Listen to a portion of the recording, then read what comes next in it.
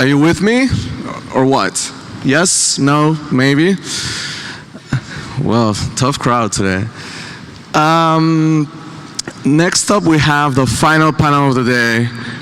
And I'm actually pretty excited about this one because, as they mentioned earlier, hey, millennials are people too. But what about what comes after millennials? Generation Z.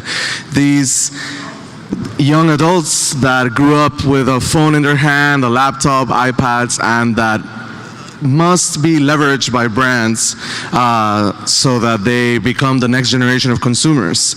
I know that sounds a bit impersonal, but hey, it's the truth. So we have a panel of experts that are going to talk about this, and I really hope that you guys enjoy this panel because we're closing the day with this. And then do remember, we have the urban experience, Ancien Hill, Club Street is going to be crazy, so please join us. And remember, if you like my picture on Instagram, I'm getting you a beer, and I'm serious about that. So without further ado, please welcome the moderator for the final panel of the day, my friend Melvin from Kakis, and the rest of the panelists. Please give them a round of applause.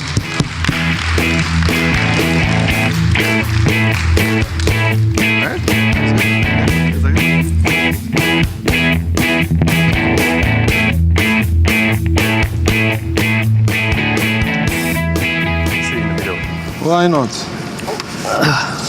Hi everybody, welcome to this segment. I'm Melvin, co-founder of Kakis, a popular social networking app that connects like-minded people in Singapore through meals and activities.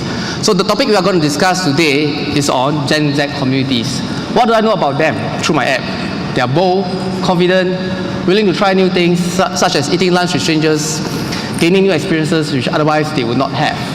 Today, we have 4 awesome panelists here, as you can see. They each represent a different business, but there's one thing in common among all of them, that is building communities. So let's hear a short introduction from them, what they do, and which company they represent. Okay, so I'm Jasper. I work for eToro. I'm heading the Asia business. So eToro is one of the biggest social trading company in the world. So as you can see, you see social in our slogan here.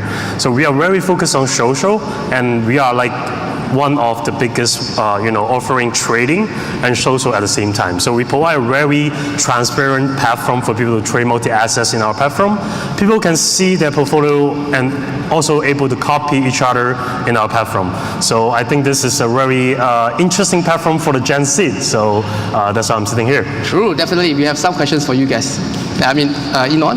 Hello, I'm Enon Landenberg. First of all, I'm very happy. It's the first time I got something free from a casino without paying money. So let's enjoy it. I'm the founder and dad of Bosco. Bosco is a service that helps parents know when their kids needs their help.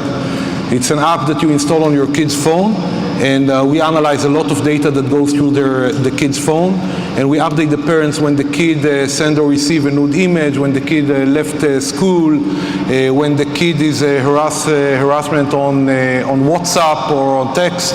We analyze the tone of voice, so we know if the kid is depressed, regardless what they're saying. And we are working in a field that we call parental awareness. We don't believe in the parental control field. As kids that are up to 14, 15 years old today learned how to swipe a tablet before they learned how to walk. So there is no way parents today can manage their technology. So we are working around parental awareness. Vin? Hi, I'm Vin. I'm the founder and CEO of MoneySmart. MoneySmart is Singapore's largest personal finance portal. Primarily, we do 3 main things: comparison, content, and community. You can think of us like a Skyscanner, but for financial products like credit cards, loans, and insurance. Wang?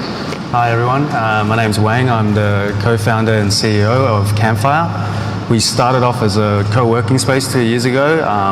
Since then, we've grown to 16 spaces, and we see ourselves a little bit more, we're more as a network of shared spaces. We're in co-working, co-living, co-education, and co-retail.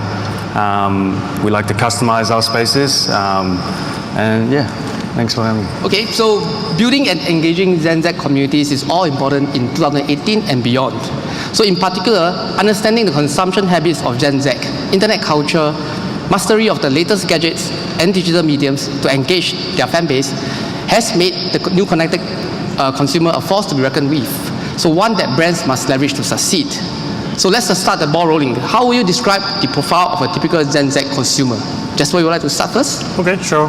So I would probably, use two words to describe them. Like one is social, one is mobile.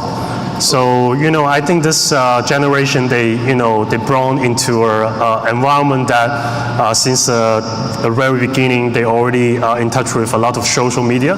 So like Facebook, like in China, they use WeChat.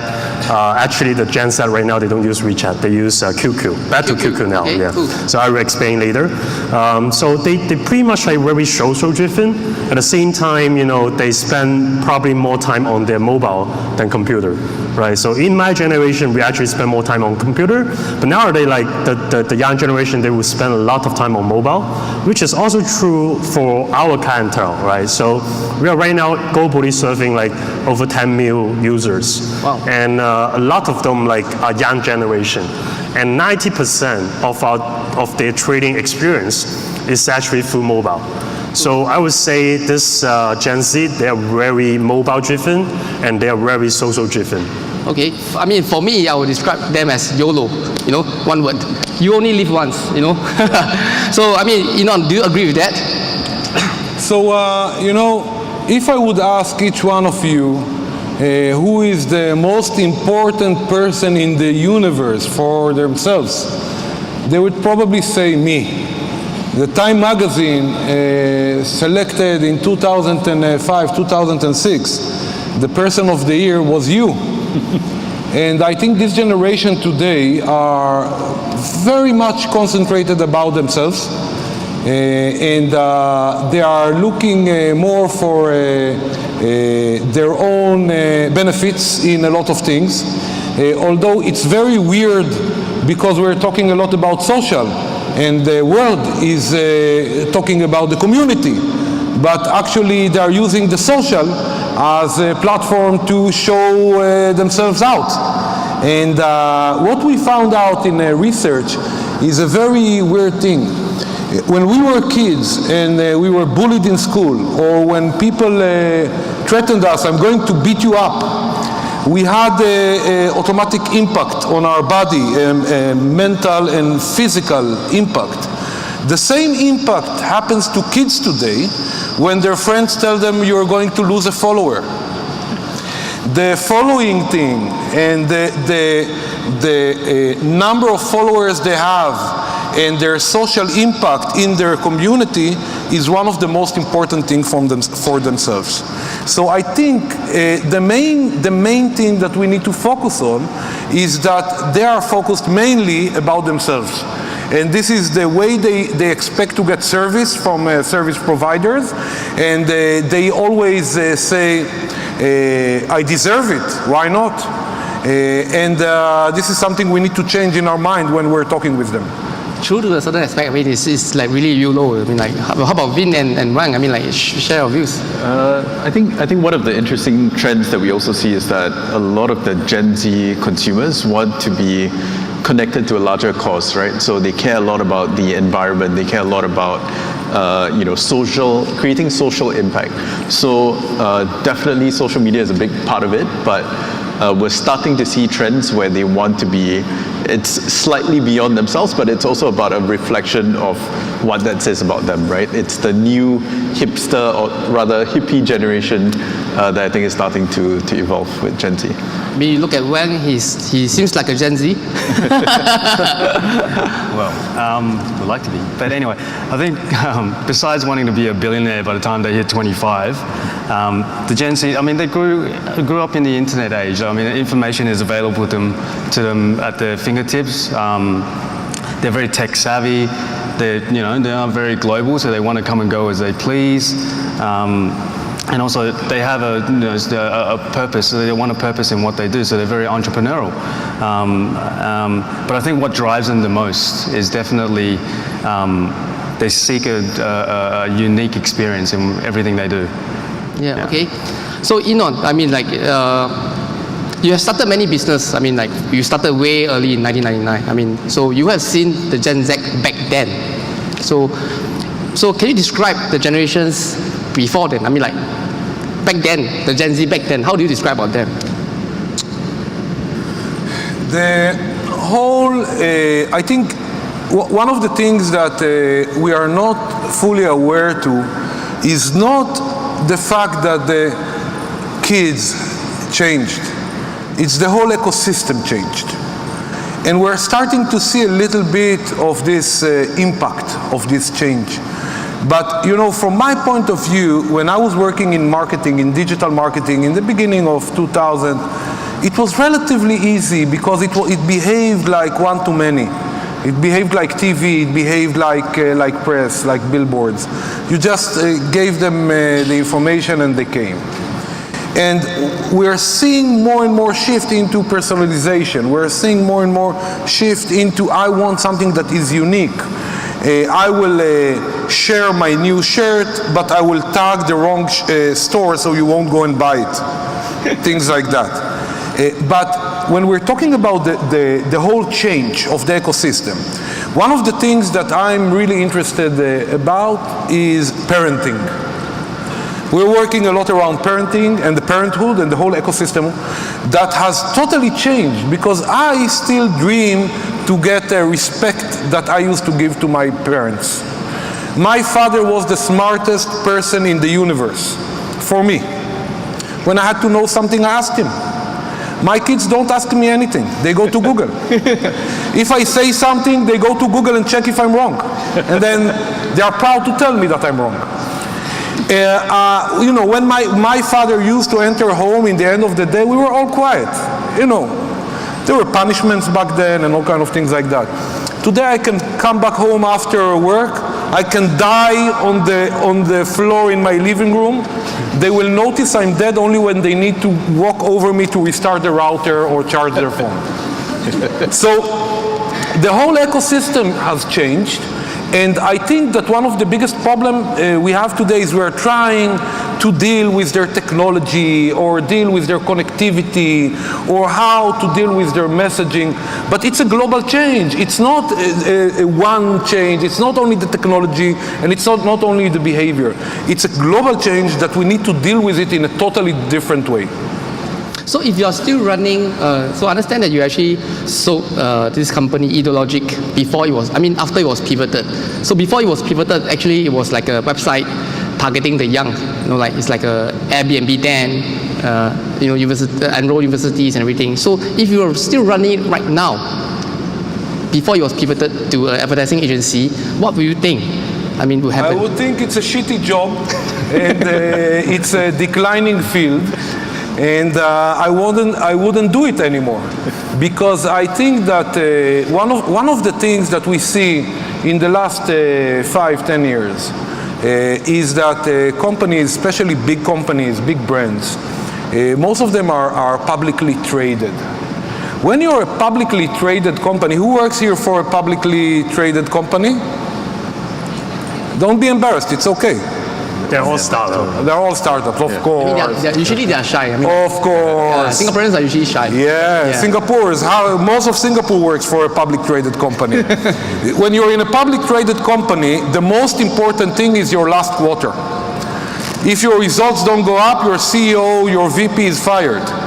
So you constantly work around the last quarter. You don't invest long-time investments. The life spent of employees today is going down and down. So my father worked for the same company from the day he started working till he retired. Things like that don't happen anymore. We change places every 2-3 years. So the big brands are now working mostly around conversion marketing. eToro is the king. But working constantly around conversion marketing, bring more users, bring more sales, bring more. But in the end, we consume products not only because of the physical value they provide us. We need to feel something. The reason why we drink Coca-Cola is not because we are less thirsty when we drink it. It says something about us. This is called branding. Branding, yeah. And I think that we are losing the whole philosophy of branding in the last 5-10 years and working too much around the sales. And when you watch even TVCs, you will see more and more buy one, get two, buy three, pay for five, all kind of deals, buy a car, get a house, I don't know, all kind of weird things. And this is the result. Cool. I mean, okay. So what do you all think matters to Gen Z most? I mean, Jasper, you would like to answer that? Sorry, again? What do you all think matters to Gen Z most? Okay, so I think Enon just mentioned a very good point there. Like in the past, a lot of digital marketing, we focus on one-to-many, right? And actually, eToro, we spend a lot of digital marketing. We spend a lot of money on those Google display, SEM, Facebook, YouTube video. But we see this trend is changing. So nowadays, what we do, like we just mentioned, this the Gen Z, they are actually not looking at those like TV and then see, oh, this is the TV star and this is what she or he is wearing. That's why I want to buy it. Nowadays, for example, in China, they all look at this like 小红书. It's like it's the peer. Like he is dressing up like this. Oh, this is nice. I probably want to follow. So that's why we need to focus on a lot of KOL nowadays. KOL. So KOL, like key opinion leader nowadays. So for example, we have these people like in YouTube as a YouTuber. So they cannot just say like eToro is great. What they need to do is that they really need to use eToro and they start to demonstrate how they trade in eToro, how they perform in eToro, and people will start to, he will start to generate fan base. And this is like where we fit in the Gen Z like audience. Like they like to see this. It's not like a pop star, but this is just a normal person, and he able to trade and earn money on the platform, and they will follow. So nowadays, like we change a lot of things like based on this Gen Z is like focus on the KOL, and I think a lot of other companies they also doing the same, like focusing on the KOL business. Okay, cool. I mean, like, but You have a good question there. Anonymous asked a very good question. which question? He's a good guy, Anonymous. I mean, we'll come to that at the end. So exactly, yeah. I'm So just saying so. yeah, but You know Anonymous. what do you think like actually really matters to them? I mean, like Gen Z, I mean, because is it really all about digital? Are they narcissists? Do they really love themselves? Yeah, I really agree with Enon, right? Like, I think young people are just obsessed by them, about themselves, right? If you look at Time magazine, every 10 years or so, you see a cover story come up that, I think last year was Time magazine put out Millennials, it's all about the me. And then 10 years ago, it was the age of you. Actually goes further back, every 10 years, you see young people are just obsessed about themselves. And what has changed is the ecosystem, and obviously with technology changing, a lot more different stories are getting to surface, right? So we see a lot of tolerance for the gay community, right? There's a lot more empathy in connecting with them as people. There's a lot more connection with the environment, right? They start seeing the impact of being sort of personally responsible and doing their part for the environment. And I think they connect a lot more with the causes behind companies, right? So for companies to try and leverage on Gen Z, it's a lot more about not just the service that you provide, but what's the backstory? Why are you doing this? And why is that important to me? Ultimately, there has to be a reflection back on themselves and a connection for why they're using that service and what does that say about them. Wang? I think we're all trying to still work out kind of what really matters to this generation. But one thing we do see with workspaces is that they want everything. Whether it's a beautiful fit out or flexible leases, or whether it's barista coffee or tap beer, it's endless to kind of what they want at their fingertips. Yeah. Cool. Okay. So next question. This is more exciting. I guess most of you guys would like to know. So which company is doing a fantastic job in engaging Gen Z consumers, and why do you think so? Maybe Vin, you would like to try? So Domino's. You can say your company. I mean, of course. So I think Domino's in the US had a campaign where I think it was called Domino's Anywhere. And basically what they did was, so Gen Z people are super well connected, right? They want everything at their fingertips. And what Domino's did was they launched a campaign where you can order food through almost any channel, right? So you can order food from Slack, So you from mean Domino's? WhatsApp, from social media. So it was a campaign period, and that was actually quite well received by that young audience. Coca-Cola also did one in conjunction with Skyfall, the 007 movie, where they had this campaign in, I think it was Belgium, I believe, where they got people to go on their own secret mission, and there was like hidden queues, and if they completed the mission, they were involved as part of that storyline, and so were able to exercise their creativity and buy into the process, and you win a prize at the end of the day. But that was a really well executed campaign. So I noticed it's actually like more. I mean, you mentioned both companies are like F&B companies, right? Yep. So okay, cool. I mean, it's a point to note. I mean, like everybody loves food and drinks. So Yep. yeah, Wang. For me, one company that we really aspire to is Airbnb. Airbnb, the technology behind it is really good. It creates a very different user experience. It's global, so it taps into kind of being able to network and connect on a global scale. And also, it's actually the users, it allows them to be entrepreneurial. So when they're not living in their spaces, they can actually, when they go travel, they can lease out their spaces and make some money out of it. So, all those things, it provides a very unique experience for all the users within it. So Airbnb, I would say. Yeah, I think Airbnb is doing a good job. I mean, we actually in Singapore, Airbnb is we just recently they just changed some laws. I mean, to adopt to Airbnb. I mean, it was like not easy for them to change the whole thing. I mean, yeah. So, Jasper, I mean, which company do you think did a fantastic job? So obviously eToro is getting there. Like we start to learn how to do that. But if I have to name a company, I would say Tencent. But of course, Tencent is successful in a lot of area. But let me ask you guys, how many of you have WeChat? How many? A lot, right? So this is not even in mainland China. Like every Israeli I met, they have WeChat. So this is. We have also Pornhub, so what? Yeah, but the key here is like our generation, like in China, mainland China, we think like everyone is using WeChat, but not a lot of us aware. Right now, the Gen Z, they don't use WeChat anymore. Right? They don't. I was surprised. I'm surprised by this insight. The reason why is because the Gen Z, they don't want, like after I post something, my parent will come to me saying, why you post a photo with your sexy, clothes on it, right, dress on it? Why your dress is so, short? So they started not using WeChat anymore.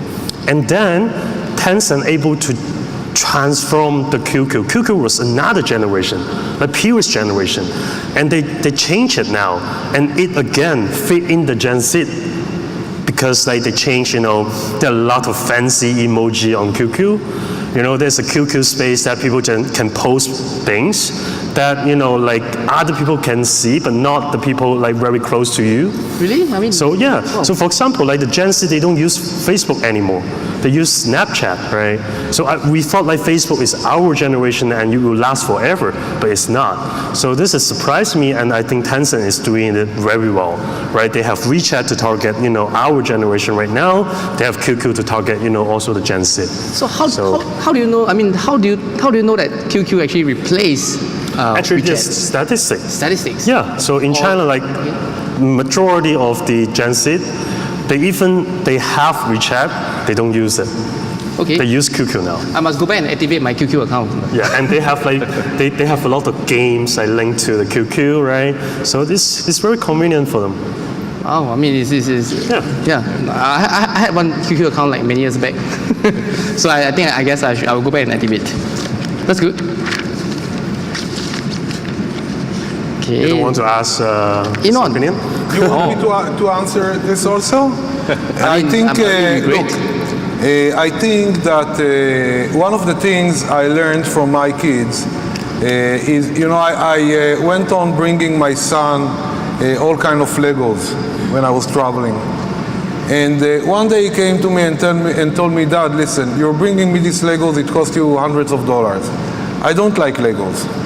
I prefer you give me the money to pay on my Apple account. Anyways, you're bringing me the Legos so I can play. So why don't you give me the money so I can play on my Apple account? I can tell you that I think if we're talking about companies that are doing amazing job, you have all kind of big brands. The Coca-Cola campaign was amazing. It's my friends from Belgium did it with the vending machine, and Domino's doing the ones that started with all the personalizations were M&M's and Nike that allowed you to make personalized shoes. But it's a small fraction of their budget. They still put most of their money on the TVCs and on the billboards in Times Square and all kind of. I think that companies like Instagram that manage to take about 2 hours of my daughter every day.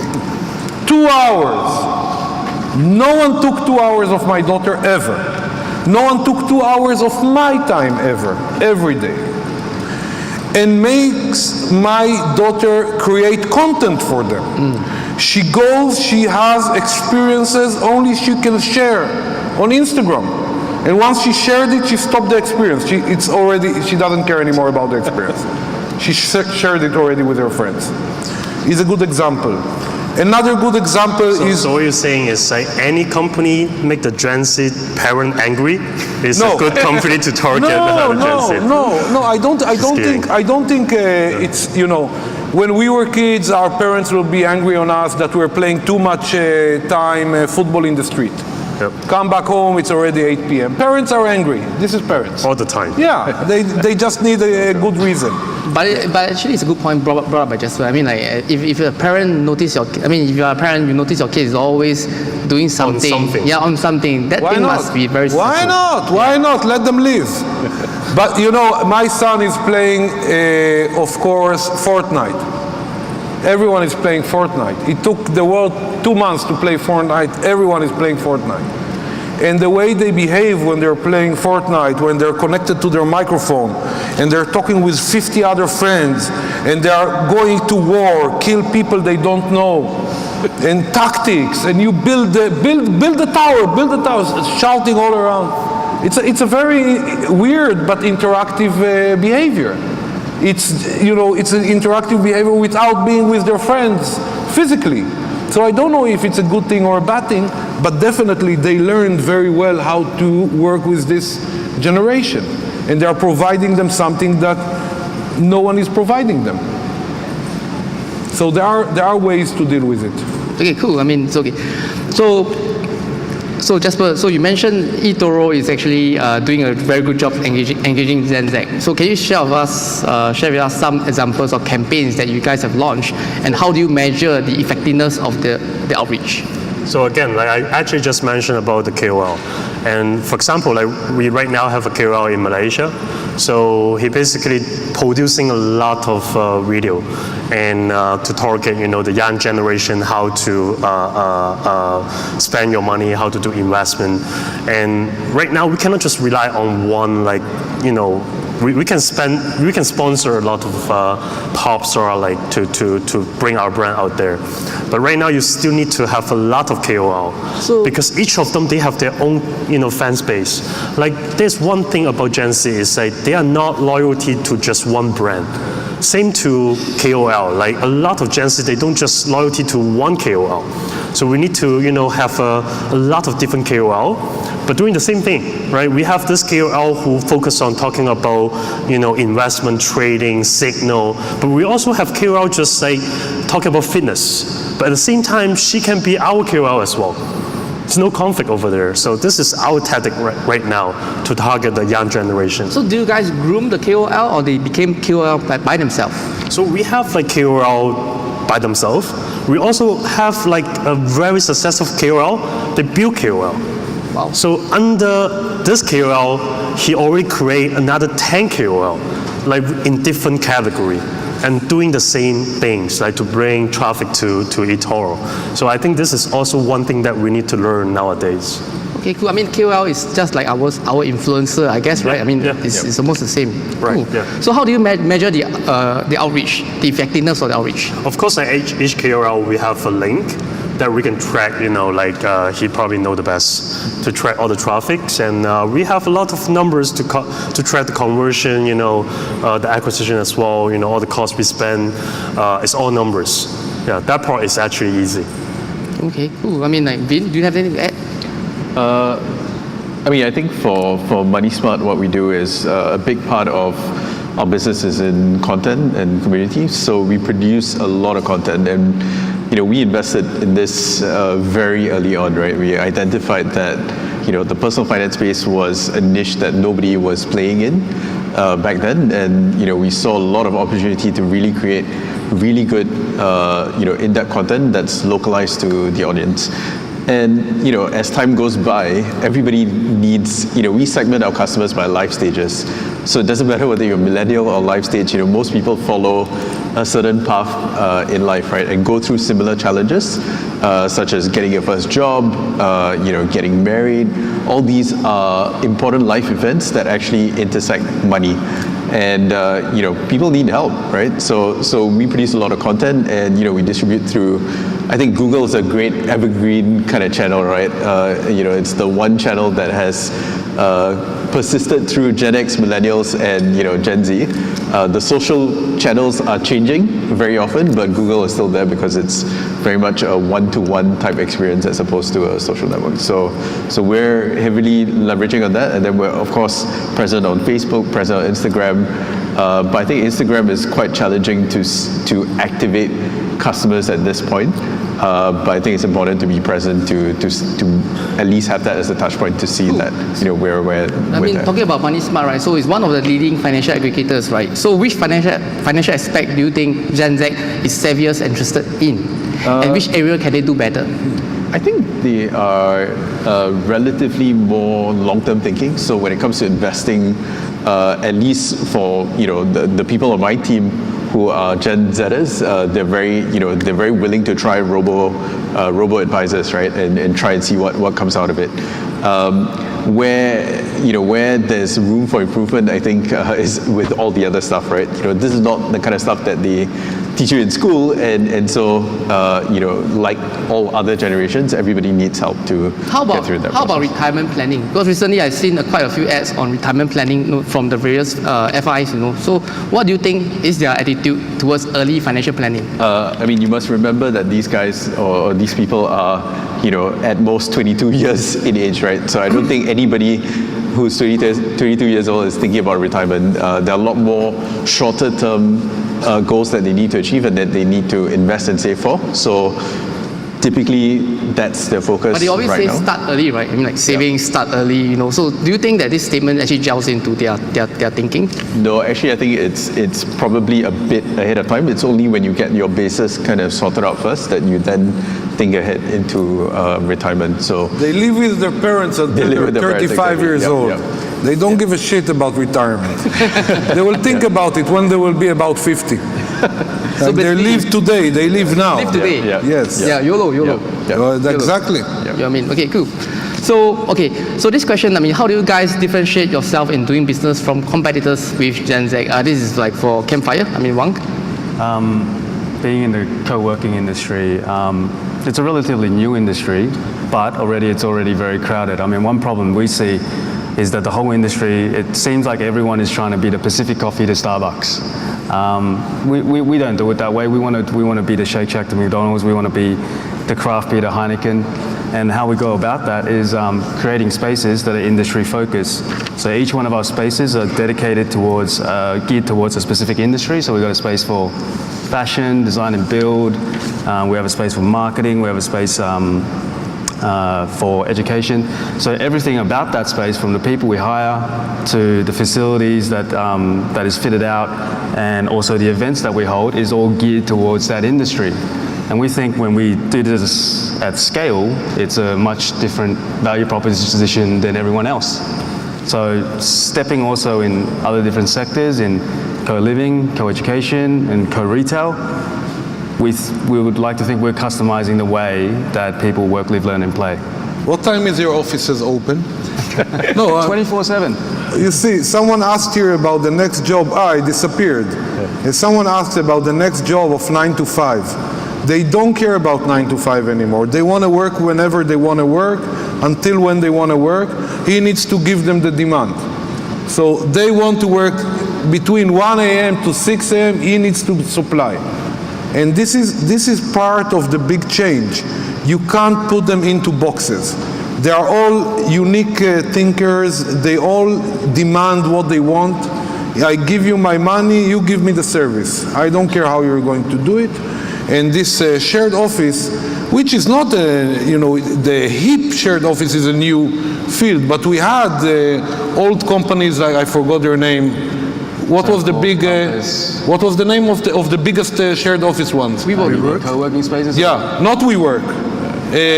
Regis. So Regis, you could rent the office and it would be open until 7, maybe 8, and they open at 9. They came with the new hip way of thinking, and you will get whatever you want. You want a cup of beer, you will get a cup of beer. You want a bed to nap in the afternoon, you can get a bed, a shower, a gym, a swimming pool, a husband, whatever you want, you will have here. Just come and pay us the membership. Okay, I mean, cool. So we have not much time left. So let me summarize what we have discussed. So the newest generation will actually quickly dismiss faceless companies or unrelatable brands.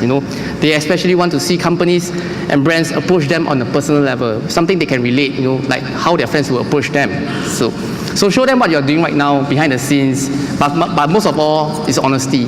They do not want something pre-arranged, or it's like, if you post something not genuine on social media, they'll be turned off, and keep it quick and short. Their attention span is known to be very short. So just one last fun question to ask you guys. Okay, date who? Donald Trump, Jack Ma, Justin Bieber. Who do you think has the most followers among Gen Z? I mean, Jasper? I mean, for me, I'll go for Jack Ma. I think Jack Ma as well, yeah. Okay, cool. Definitely Donald Trump. Donald Trump. I'd say Donald Trump as well. Wang? I'll go with Justin Bieber. Justin Bieber. Yeah. Okay, cool. I mean, He's so millennial. this question It depends on the geographic also. Yeah. This question is actually interesting because you guys can actually think about why these 4 persons. They each represent a different segment. You see, one is a movie, the other is political, the other is Jack Ma is actually a business person. But you'd be surprised that why we choose Jack Ma, because he's like, maybe he's called like a SKL, super key opinion leader, and if like everybody in China follows him, he would have the most followers, So Justin Bieber, I would think if Justin Bieber is also, I'm surprised.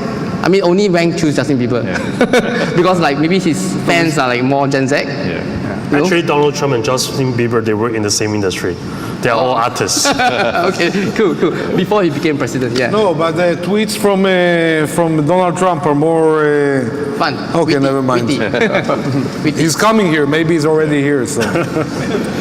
So for that, we will end here. I mean, like, the questions from the public? No more? They're actually asking us to please end. Oh, please end. Cool. Thanks, everybody. Thank you for the time. Thank you. All right. Thank you, guys.